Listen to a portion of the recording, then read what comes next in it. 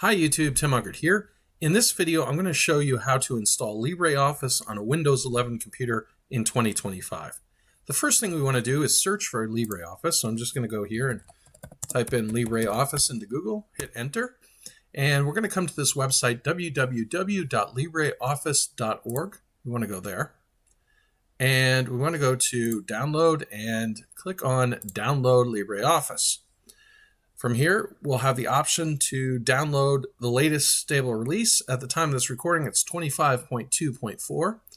So I'm going to download that. I have a Windows 64-bit computer, but if you have an older computer like a 32-bit, you can select that. And they have other options if you're not installing Windows, but this video is about Windows. I have a 64-bit, so I'm going to click download. And that's going to go ahead and take a moment to download, and I'll come on back once that's done. Okay, once that's downloaded, you can navigate to your downloads folder, or if you're using Edge like I am, it'll show you an option to open the file. I'll click Open File.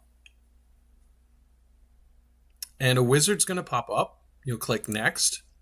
I'm going to go with the typical installation. Just keep on that. Click Next.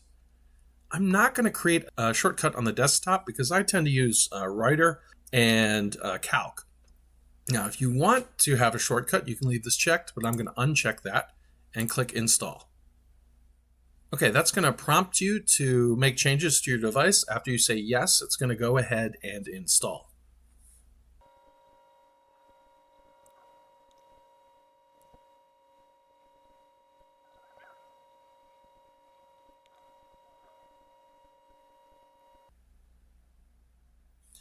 Okay, after that's run through, it'll say that the installation wizard has completed. You can click Finish.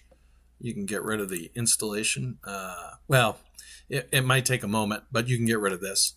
I'm going to close out the browser here, and what I can do now is I can search for LibreOffice, and I can pick the apps that I want. So let's take LibreOffice Writer, for instance.